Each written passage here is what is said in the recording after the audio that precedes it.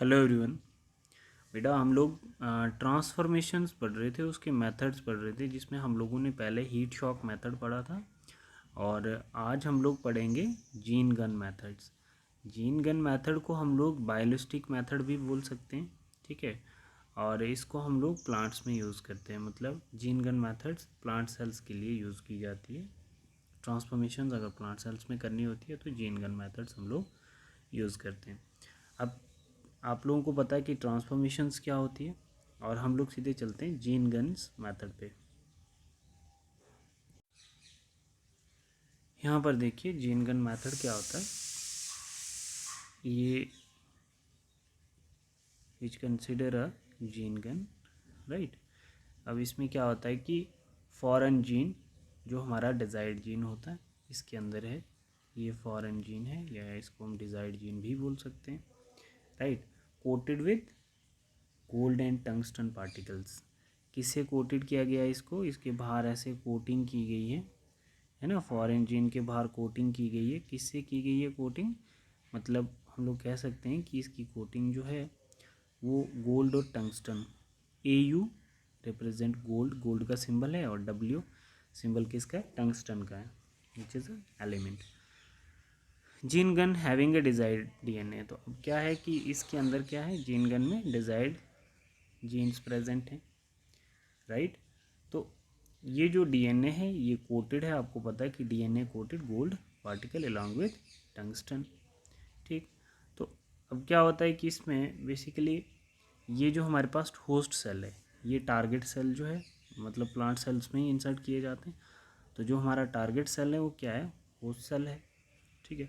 तो अब इसमें क्या किया जाता है कि बम्बार्ड किया जाता है। बम्बार्ड मतलब यहाँ से काफ़ी प्रेशर से यहाँ इंसर्ट करने की कोशिश की जाती है। किसको? मतलब फॉरेन DNA को, फॉरेन जीन्स को इंसर्ट किया जाता है होस्ट में। कैसे? थोड़ा स्पीड होता है इसमें, है ना। किस में स्पीड रहता है? ये जो हमारा gene gun having desired DNA जो है, ठीक है, जो कोटेड है किसके? गोल्ड और टंगस्टन से कोटेड है, ये वाला पार्ट। तो इसमें क्या होता है कि जैसे ही ये क्या कर देता है, मतलब पार्टिकल जो है लार्ज इन साइज़ होगा। ये वाला जो पार्टिकल है ये लार्ज इन साइज़ होगा, किसका? गोल्ड और टंगस्टन का। तो जैसे ये इकोलाई की वॉल के साथ रिएक्ट करेगा, राइट, तो मतलब हिट करेगा, काफ़ी स्पीड से हिट करेगा। इसकी मेम्ब्रेन जो होगी शेक हो जाएगी, इसकी मेम्ब्रेन, होस्ट सेल की मेम्ब्रेन थोड़ी शेक कर जाएगी। तो शेक करने से क्या हो जाएगा? Developed small pore and foreign DNA will inserted. तो जो पोर जनरेट होंगे और ये फॉरेन DNA जो होगा ये इंसर्ट हो जाएगा, right. And AU and W particles will left behind it. तो ये वाले जो पार्टिकल्स होंगे ये पीछे बच जाएंगे, और ये जो DNA है ये अंदर इंसर्ट हो जाएगा। तो इसी को हम लोग बोलते हैं जीन गन मेथड्स। मैं फिर से बता देता हूँ जीन गन मेथड में क्या होता है। जीन गन मेथड में हमारी जो गन है इसके अंदर फॉरेन जीन्स होंगे, जिनको हम डिजायर्ड जीन्स बोलते हैं। बेसिकली जीन गन मेथड किस में यूज़ होता है? प्लांट सेल्स में यूज़ होता है। अब इसमें क्या होता है कि जीन गन्स में जो फॉरेन जीन है उन फॉरेन जीन की कोटिंग की जाती है गोल्ड और टंगस्टन पार्टिकल से, ठीक है। तो अब क्या किया जाता है कि यहाँ से गन से थोड़ा फास्ट इन जीन को रिलीज़ किया जाता है, जिनकी कोटिंग की है गोल्ड और टंगस्टन से।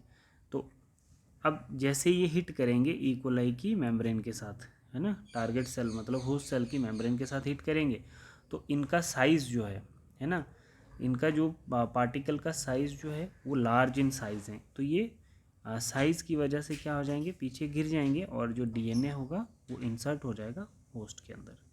तो ऐसे इंसर्ट करते हैं हम बायोलिस्टिक मेथड में फॉरेन जीन्स को इकोलाई के अंदर, राइट।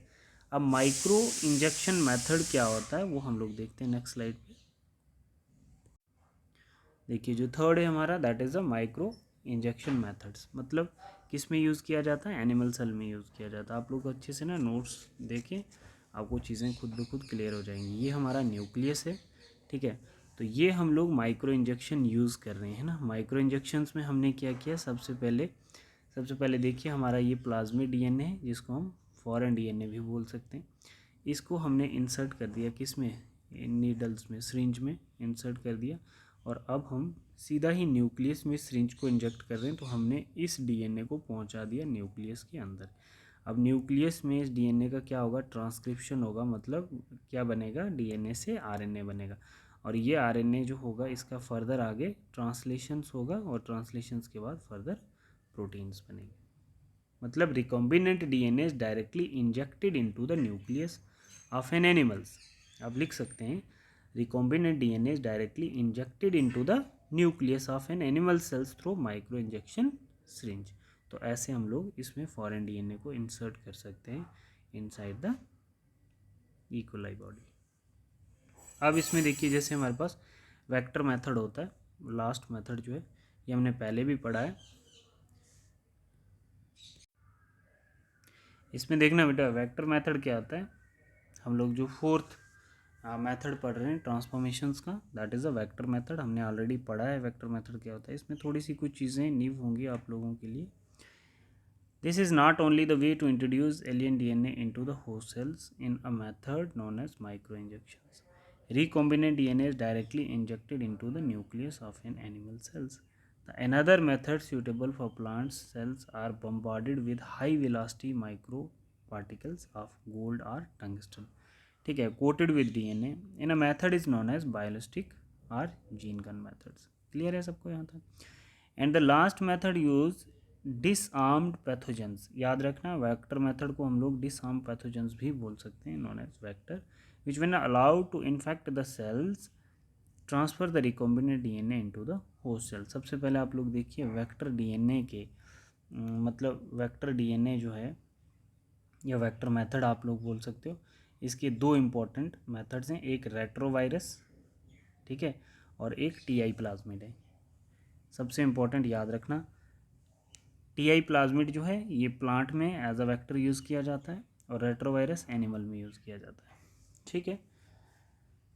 अब रेट्रोवायरस जो होता है इसमें क्या होता है कि आरएनए कंटेनिंग वायरस होता है। रेट्रोवायरस क्या है, आरएनए कंटेनिंग वायरस। जितना बोला जाता है उतना ही देखना आपने इसमें, ठीक है। और हमारे पास जो टीआई प्लाज्मिड है, टीआई प्लाज्मिड क्या होता है, यूज्ड इन प्लांट्स। किस में यूज़ किया जाता है, प्लांट्स में यूज़ किया जाता है। स्पेसिफिकली मतलब टीआई का मतलब होता है ट्यूमर इंड्यूसिंग, ठीक है, ट्यूमर इंड्यूसिंग वेक्टर। अब इसमें क्या होगा कि ग्रुप ऑफ सेल्स जो होंगे मतलब वो कैसे दिखेंगे, जो ट्यूमर इंड्यूसिंग वो ग्रुप ऑफ सेल्स कैसे दिखेंगे, क्राउन गॉल डिजीज़ की तरह ऐसे, ठीक है, प्लांट में ऐसे होंगे, वो ट्यूमर लाइक दिखेंगे। तो अब इसमें कैसे ट्रांसफ़र होती है डिजीज़ आगे, तो उसको आपने देखना है कि ये कैसे डिजीज़ ट्रांसफ़र आगे कर रहा है। तो आपने सिर्फ इसमें इतना याद रखना है कि टीआई प्लाज्मिड किसके लिए यूज़ होता है और रेट्रोवायरस किसके लिए यूज़ होता है। फिर आगे थोड़ा ये डिजीज़ भी याद कर लेना, टीआई प्लाज्मिड जो होता है कौन सी डिजीज़ कैरी करता है। जैसे रेट्रोवायरस है तो कैसे है, मतलब आरएनए कंटेनिंग वायरस किस चीज़ के लिए, एड्स डिजीज़ को क्योर करने के लिए इसका यूज़ किया जाता है। तो कुछ जैसे क्रोन गॉल डिजीज़ प्लांट्स में आती हैं तो उनको ट्रीट करने के लिए हम टीआई प्लाज्मिड का यूज़ करते हैं। तो इससे ज़्यादा आपको इसमें डिटेल में नहीं जाना है। और एक क्या है, एग्रोबैक्टीरियम ट्यूमिफिशियंस बैक्टीरिया जो होता है वो इंसर्ट करते हैं हम टीआई प्लाज्मिड में, ये बैक्टीरिया भी यूज़ किया जाता है। इसका भी याद, टीआई प्लाज्मिड को हम टीडीएनए भी बोल सकते हैं, ट्यूमर इंड्यूसिंग प्लाज्मिड को हम लोग ट्रांसफर डीएनए भी बोल सकते हैं, राइट।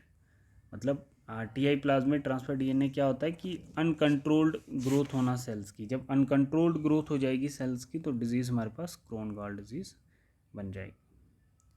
तो आपने ये इम्पोर्टेंट फैक्टर पे थोड़ा सा फोकस करना है